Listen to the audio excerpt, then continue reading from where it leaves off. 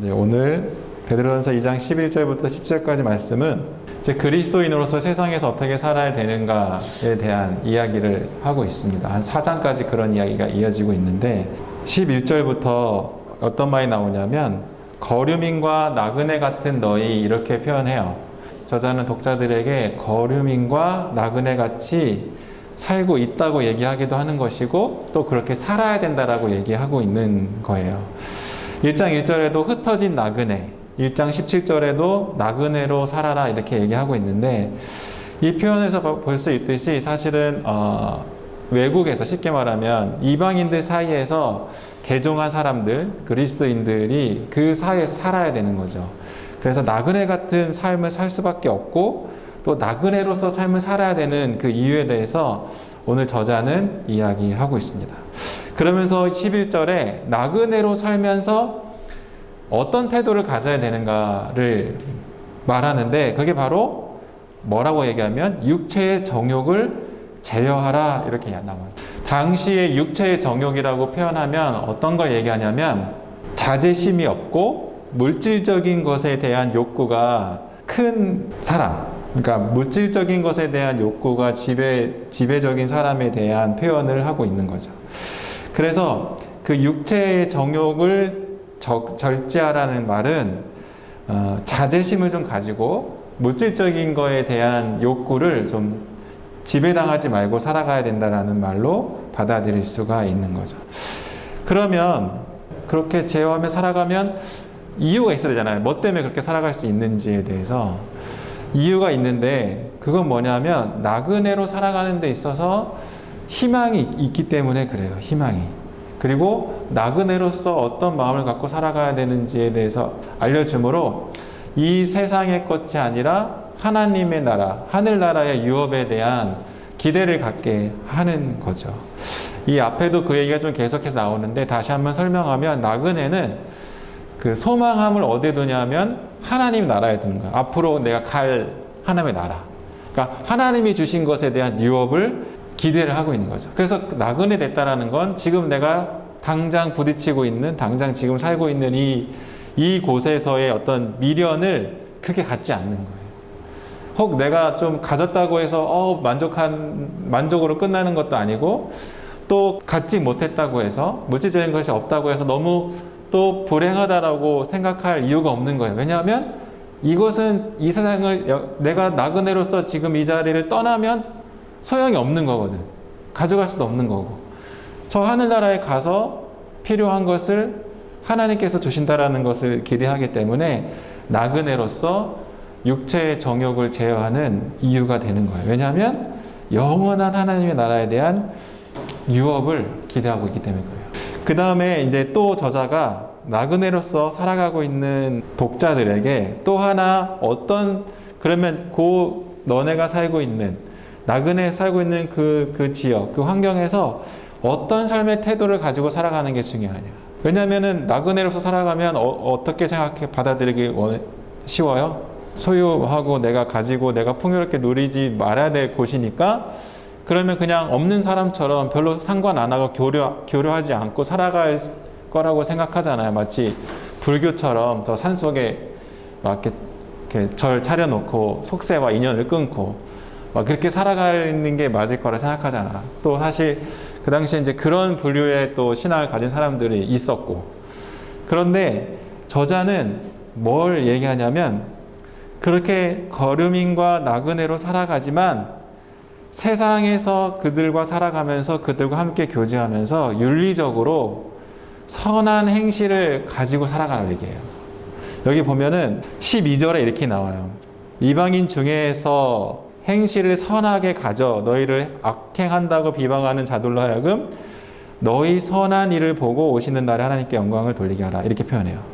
이 말은 뭐냐면 이 선한 행위는 뭐 특별한 의미가 아니라 정말 착한 일, 정직한 일 이렇게 얘기하고 있는 거예요. 그래서 윤리적으로 도덕적으로 잘 정직하게 살아가는 것을 말해요. 그러니까 이방인들이나 그리스도인들이나 동일하게 윤리적으로 좋다고 생각하는 부분들을 잘 지켜야 된다라는 이 표현을 하고 있는 거죠. 이 표현을 하고 있는 건 뭐냐면 그리스도인들이 이렇게 수도자처럼 이방인들과 전혀 완전히 분리되고 교류도 안 하고 관계도 안 맺고 살아가는 게 아니라 그들과 함께 살아가면서 그들 앞에서 선한 행위를 할 필요가 있고 그렇게 선한 행위를 하면서 얻게 되는 유익이 있다는 것을 얘기해요. 첫 번째는 뭐냐면 너무 쉽게 내가 그냥 그런 이런 지역에서 착하게 살아가면 주변 사람들과 좋은 관계가 되겠죠. 그죠? 그러면 도움도 줄 수도 있고 도움도 받을 수 있고 이제 그런 기본적인 삶의 어떤 그 공동체나 아니면 지역에 살아가는 삶의 어떤 착하게 살아가는 것에 대한 유익을 첫 번째로 얘기하고 있는 거예요. 그리고 두 번째로 중요하게 얘기하는 것은 뭐냐면 선한 일을 보고 오시는 날에 하나님께 영광을 돌리게 하라. 이 표현을 보면 너네들의 선한 행위가 결과적으로는 아직 하나님을 모르는 그 이방인들이 하나님을 알게 될 날이 올 거고 그 알게 될 날이 오는 그 과정에서 너네들의 착한 행실이 좋은 영향을 끼칠 것이다. 좋은 밑거름이 될 것이다. 라는 이 표현을 하는 거죠. 그래서 그리스도인들이 이 세상에 살면서 착하게 살아야 될 이유가 있는 거예요. 첫 번째는 그것은 원래 세상 살아가는 데서 기본적으로 착하게 살면서 사람들과 좋은 교제하는 것이 맞는 거야. 원래는. 그게 하나가 있고 또 하나는 그리스도인들은 복음을 위해서 믿지 않는 사람들과 적극적인 교제를 해야 된다는 얘기야. 자, 이 표현, 이 생각을 우리한테 사실 적용할 볼 필요가 있어요. 우리가 예수님을 믿으면 사실은 우리한테도 이 말이 도전이 되는 거거든요. 왜냐하면 우리가 그리스도인으로 살아가는 데 있어서 하나님을 믿지 않는 신앙이 없는 사람들과 얼마나 교제를 해야 되는가, 어떻게 관계를 가져야 되는가에 대한 질문이 있어요. 근데 어떤 사람들은 정말 자연스럽게 교회 안에서도 교제 잘하고 밖에서 잘하는 사람이 있는가 반면에 어떤 사람들은 내가 신앙을 가지니까 이제 더 이상 세상적인 속세의 삶은 의미가 없어. 그래가지고 신앙을 믿으면서 세상과는 좀 끊는 거야. 그런 사람이 있을 수 있어요.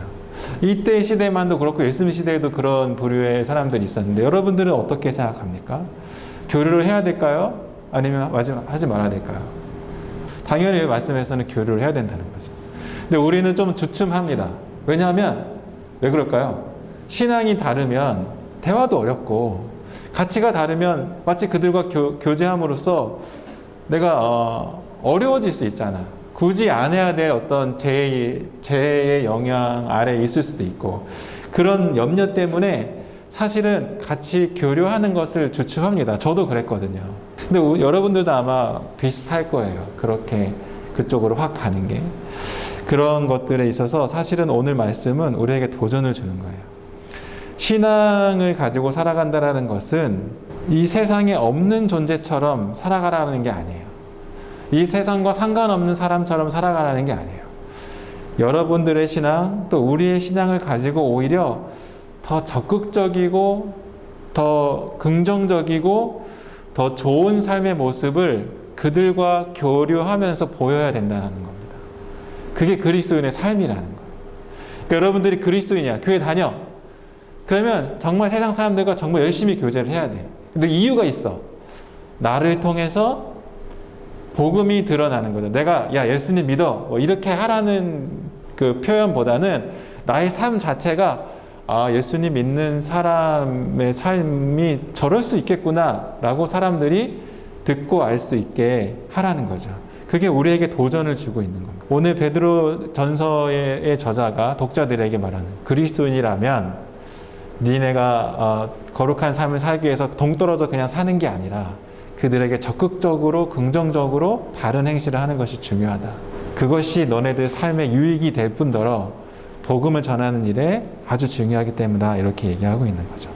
그러면 저자는 어느 정도 윤리적 수준까지 좋은 태도를 보여야 하는가를 얘기하면 여기 보면 13절에 인간의 모든 제도를 주를 위하여 순종하다 이렇게 나와요.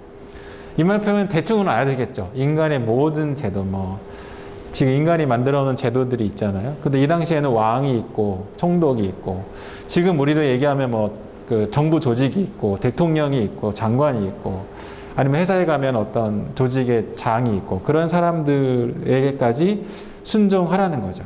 근데 이것은 어떤 한 인물에 대한 초점이 아니에요. 이게 뭐냐면 모든 인간적 창조물이라는 표현이 더 적절한데, 이 말은 제도들, 그 사회의 제도들, 그리고 사실 이 당시에는 어떤 통치가 되게 중요했으니까 사회를 통치하는 어떤 통치의 어떤 내용들이 인간적인 성격이 많을 수밖에 없겠지. 왜냐하면 사람이 만든 거니까. 그래서 그 통치하는 방식이 인간적인 성격이 많다 하더라도 거기에 순종하라는 거죠. 근데 그리스도인으로서는 사실 쉽지 않은 일이야. 왜냐하면 우리는 어디에 대한 그 소망함이 있어요? 하나님의 나라에 대한 소망함이 있어. 근데 지금보다 그때는 더 그랬겠지. 나는 이 세상 게 아니야. 하나님의 나라 사람이야. 그러면 하나님의 나라의 법, 하나님의 질서, 하나님의 가치가 되게 중요한 거야. 우리한테도 지금 그렇죠? 그런데 이 가치와 좀 상반되거나 이 가치보다 수준이 낮거나 이런 세상의 제도를 따라가기가 쉬울까? 쉽지 않죠.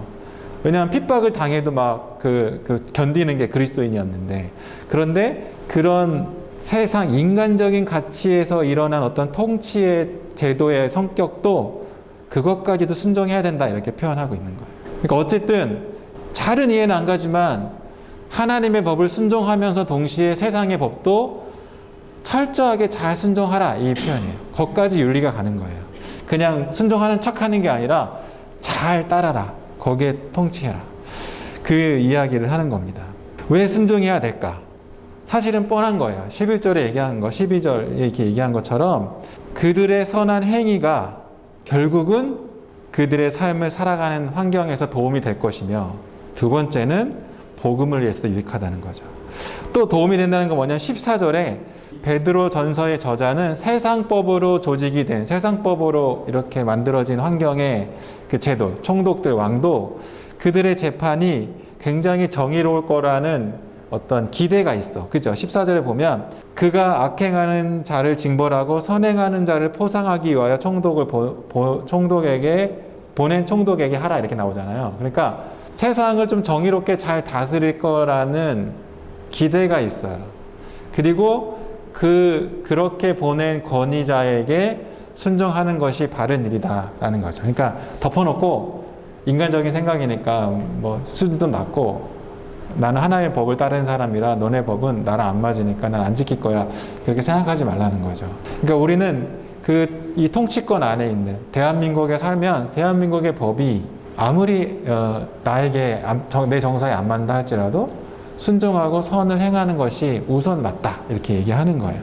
세상에 이게 조직되어 있는 것의 순리를 잘 따르는 것이 그것도 하나님의 뜻 가운데 있는 거라는 것을 알아야 됩니다. 제가 이 말을 표현한 게 되게 중요한데, 세상에 이게 흘러가는 것을 자연적으로 생겨나고 사람에 의해서 생기든 하나님에 의해서 생기든 자연적으로 흘러가서 생기는 것들에 순응하는 것이 되게 중요해요. 그러니까 사실은 혁명적이고 굉장히 개혁적이고 이런 거는 어쩌면은 하나님의 방법이 아닐 수 있어요.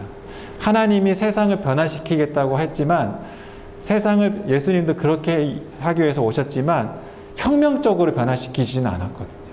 굉장히 설득하고 보여주시고 사랑하고 함께함으로 사람들이 쓱 스며들어 와서 그분의 어떤 말씀에 동경하게 따른 거지, 갑자기 막 힘센 사람으로 와가지고 확 뒤집어 엎고 어떤 가치를 들고 왔고 지금 당장 지금부터 이 가치로 살아가야 합니다 하고 딱 꽂아놓고 이거 안 믿으면 넌 나쁜 놈, 좋은 사람, 이렇게 가르는 어떤 혁명적인 변화를 원하지 않아요, 하나님은. 우리에도 사실은 그게 있어요. 여러분들도 세상을 살면서 굉장히 막 혁명적으로 뭔가 바꾸고 싶은 도전이 올 수도 있어요. 또 그런 사람들이 굉장히 멋져 보일 수도 있고 대단해 보일 수도 있는데, 물론 그게 전부 다 일일이 막 따져봐갖고 다 나쁘다 좋다 내가 판단할 수는 없죠. 저도 모르니까. 그런데 바람을 일으키는 사람은 결국은 바람이 끝나면 확 올라갔던 것들이 제자리에 돌아오냐, 아니면 다 어떻게 돼? 다 흩어져 버려요. 그걸 생각하면 갑자기 바람을 일으킨다는 것은 뭔가 대단하게 일이 일어난다고 느껴지긴 하지만 결과적으로 모두에게 유익한가, 그건 고민이 되는 거죠. 혁명이라는 단어가 좋을 수도 있지만 그것이 조심스럽게 사용해야 되는 걸 수도 있다는 거예요. 그리스도인들은 혁명이 아니라 사랑과 대화와 설득과 섬김으로 변화를 일으키는 겁니다. 복음을 전하는 것은 굉장히 좀 자연스럽고 이 세상의 질서에 사람들이 저 사람은 잘 순응하고 굉장히 선하고 유익하게 살아가는구나라는 것이 더 중요할 수 있다는 거죠. 베드로전서의 저자는 그걸 우리에게 얘기하고 있습니다. 마지막으로 이 저자가 말하는 것은 16절에 너희는 자유가 있으나 이런 표현이 있어요. 근데 이 말은 더 정확하게 번역을 하면 자유인으로 행동하라 이렇게 얘기해요. 너는 자유가 있어. 그러니까 자유롭게 행동해. 이 말을 하는데 그런데 그 자유로 악을 가리는 데 쓰지 마 이렇게 얘기해요. 우선 자유롭게 행동하라 라는 말, 자유라는 말을 고민을 많이 해봤어요. 도대체 자유는 뭘까? 자유는 마음대로 하는 걸까? 근데 이렇게 뭐요? 나는 자유로워 이렇게 한다는 건 뭐예요? 나는 스케이트를 오래 타가지고 빙판 위에서 자유롭게 있을 수 있어 이렇게 얘기해요. 그건 뭐예요? 굉장히 훈련돼 갖고 익숙해 가지고 거기에서의 어떤 오는 위험한 어떤 상황들을 내 몸이 이제 잘 대처할 수 있는 자유로움이잖아. 사실 그런 걸 얘기해요. 좀 더 훈련되어지고 더 정제되어지고 더 걸러져서 자유로워지는 거예요. 11절에 말하는 정욕을 제어하라는 것과 정욕을 극복하라 이런 거와 똑같은 말로 쓰이는 거예요. 그러니까 사실 여기서 자유롭다라는 것은 정욕으로부터 자유로운 거예요. 내가 이제 애를 쓰지 않아도 그 정욕, 나의 정욕이 잘 드러나지 않는 거지. 다이어트를 하는데 내가 치킨을 엄청 좋아하는데 이제 치킨부터 자유로워졌어 이런 말은 치킨이 내 코앞까지 와도 굳이 먹고 싶은 생각이 안 드는 거야. 그게 자유로워지는 거야. 그러니까 자유라는 말은 굉장히 더 절제가 있고 굉장히 단련돼 있고 굉장히 훈련돼 있다라는 표현을 쓸 수 있어요. 그게 이제 고대 사회에 쓰였던 자유롭다라는 말입니다. 자유롭게 행동하라. 그래서 하나님의 정같이 행동하라. 이 말이 되게 어울리죠, 사실은. 그렇게 표현을 들고 나면. 근데 그 자유로움을 악을 가리는 데 쓰지 말래. 난 도대체 이게 무슨 말인가 엄청 오래 생각했어요. 무슨 말 같아요? 자유로움을 너의 악을 가리는 데 쓰지 마. 이런 거. 근데 갑자기 생각났어. 하나님의 은혜 같아. 갑자기 이 말이 이해가 되기 시작했어. 뭐냐면 가리는 거잖아. 그죠? 악을 가리는 거야. 그러니까 내가 하나도 자유롭지가 않은데 내가 하나도 그러니까 내가 항상 유혹당하고 힘들고 고통스러운 데 있는데 그냥 나는 나 괜찮아. 나 그거 초연했어. 이렇게 하는 거 있잖아요. 그런 척 하는 거. 이미 내 안에 절제하지 못하는 일들이 일어나고 있는데도 불구하고 사람들 앞에서는 괜찮은 척, 자유로운 사람이 된 것처럼 좋은 그리스도인인 척, 선한 척 하는 그 일들을 하지 말라는 거죠. 그러니까 사실은 진짜 자유로워졌다면 굳이 그 악행을 덮는 일을 할 이유가 없는 거예요. 근데 우리한테 사실은 많이 도전이 돼요. 별로 내가 그런 사람이 아닌데도 그런 사람인 것처럼 드러내 보여야 요 모임에서 좀 괜찮고 의식 있는 나의 유치가 이렇게 뭐랄까 드러나는 것처럼 느껴져서 그런 척하는 거. 그런데 이 저자는 그렇게 하지 말라는 거죠. 하나님의 정과 같이라는 건 하나님의 종으로서 그 하나님과 관련을 맺고 관계 맺는 사람으로서 정말 정직하고 투명해야 돼요. 내가 자유롭지 못하면 자유롭지 못한 것을 드러내야 되고 자유로우면 자유로움을 드러내야 되는 이런 게 얘기하는 거죠. 이렇게 자유로운 척하는 사람이 사실은 굉장히 불쌍한 사람입니다. 왜 그러냐면 이런 생각을 해봤어요. 어떤 사람이 불구덩이에서 탈 것 같아. 그럼 밖에 있는 사람이 저 사람 죽을 것 같아 해서 도와줘야 돼 하고 가서 도와주잖아. 뭐 불을 끄든가 가 도와줘야 돼. 왜냐면 확실히 저 사람은 문제가 생길 거라는 걸 알아. 이런 사람들은 사실은 신앙적으로 봤을 때 나 하나님 못 믿겠어. 하나님이 있는지 모르겠어. 이렇게 말하는 사람이야. 확실하게 표현하는 사람. 근데 이런 자유로운 척하는 사람들은 뭐냐면 자기 주머니에 마약을 넣고 다니는 사람과 똑같아요. 그냥 괜찮아, 건강해 보여. 근데 항상 주머니에 마약이 있는 거예요. 그럼 누가 도와줄 수 있는 구원의 손길을 경험하지 못하는 거죠. 무슨 말인지 알죠? 애매하게 척하면 안 돼. 그러면 우리는 신이 아니기 때문에 사람들이 그를 도와줄 타이밍을 놓칠 수가 있는 거예요. 물론 하나님의 은혜가 있을지 모르겠지만. 그래서 오히려 확실하게 자기의 그 상태를 드러내는 것이 더 좋을 수 있다. 지금 베드로전서의 저자는 그런 얘기하는 거예요. 자신의 악을 자유로운 척 가리지 마라. 너의 신앙이 여전히 수준이 아직 아닌데 수준이 된 것처럼 그러지 마라. 하나님 앞에 어린아이면 어린아이처럼 때를 쓰고 아직 수준이 안 되면 수준이 안 된 것처럼 그렇게 표현해야 돕고 성장할 수 있는 기회를 얻는 거지, 그런 척하면 아무도 못 도와줄 수 있다라는 것을 이야기하는 거죠. 그래서 하나님의 종으로 산다라는 것이 자기가 되어진 그 모습 그대로 정직하게 잘 나타내는 것이 중요하다는 거죠. 그럼으로써 너네들이 그런 척하는 게 아니라 정말 자유롭게 사람들을 공경하고 형제들을 사랑하고 왕을 존대할 때, 세상의 법을 잘 지키면서 그들 앞에 선을 행할 때, 그것이 바로 자유로움이며 너네들이 그리스도인으로서 세상 속에 살아가는 삶의 방법이다라고 얘기하는 거예요. 그러면 여기서 사실은 이런 질문이 나와요. 그러면 뭐 세상 사람들과 뭐가 달라? 세상 사람들도 윤리적으로 굉장히 도덕적인 사람들이 많잖아요. 굉장히 선한 사람들이 많잖아. 자선도 많이 하잖아. 그럼 똑같은 나도 그런 모습이 나타나고 그 사람도 그런 모습이 나타난다면 그리스도인 나와 하나님을 모르는 그 사람과 나는 무슨 차이가 있나? 차이가 분명합니다. 중요한 건 하나님의 생명이 있느냐 없느냐, 그리고 하나님의 그 생명의 빛을 전달할 수 있느냐 없느냐의 차이예요. 아무리 세상적으로 도덕적으로 유능한 사람이 착한 일을 한다 하더라도 그 사람을 통해서는 하나님이 드러날 수가 없어요. 하나님을 모르기 때문에. 근데 우리에게 있어서는, 우리에게서 나타나는 선한 행위는 그것들 통해서 하나님이 드러날 수 있어. 왜? 우리에게는 하나님의 생명이 있기 때문에. 그래서 마지막에 뭐냐면 사람을 공경하고 형제를 사랑하며 하나님을 두려워하며 이러는 거죠. 그러니까 동일하게 세상에서 선한 일을 행하고 살아가는데 너네들은 특별히 하나님에 대한 두려움과 하나님을 기억하면서 살아가야 되는 그리스도인이라는 것을 잊지 마라, 이렇게 얘기해요. 자, 베드로전서 저자는 우리에게 여러 가지를 이야기하고 있습니다. 세상에서 어떻게 살아야 하는가.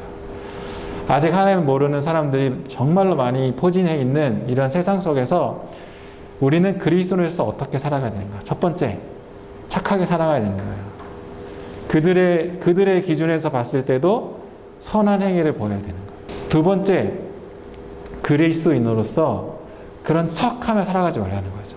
자기 있는 모습 그대로 드러내서 구원의 손길을 빨리 얻을 수 있도록, 그리고 여러분들의 자기의 수준을 알아서 그 다음 단계로 빨리 성장할 수 있도록 정직하고 자유롭게 살아가는 것에 대한 도전을 우리에게 주고 있습니다. 여러분들은 삶이 어떻습니까?